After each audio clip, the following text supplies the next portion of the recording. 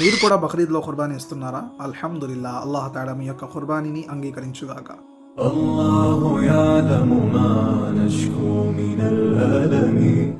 కానీ ఒక చిన్న మాట, ఈ మాటని గనక మీరు గుర్తుపెట్టుకోకపోతే, ఈ మాటని గనక మీరు ఆచరించకపోతే మీ ఖుర్బానీ అంతా వృధా అయిపోతుంది.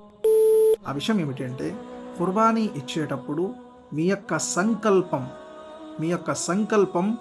100కి 101% సరిగ్గా ఉండాలి.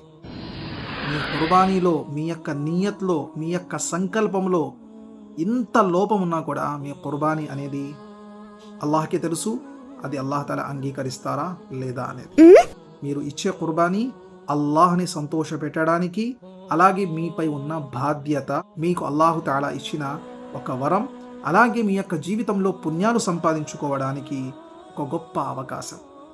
వీటిని గుర్తుపెట్టుకొని ఖుర్బానీ ఇవ్వండి.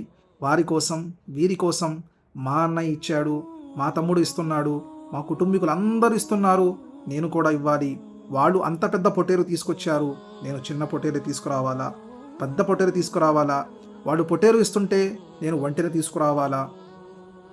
దయచేసి మీ స్తోమతకి తగ్గట్టుగా అల్లాహ్ నా యొక్క ఖుర్బానీని ఎలా మెప్పుస్తారు, అల్లాహ్ నా యొక్క ఖుర్బానీని ఎలా తీసుకుంటారు, ఎలా అంగీకరిస్తారు అని మాత్రమే ఆలోచించి ఖుర్బానీ ఇవ్వడానికి ప్రయత్నం చేయండి.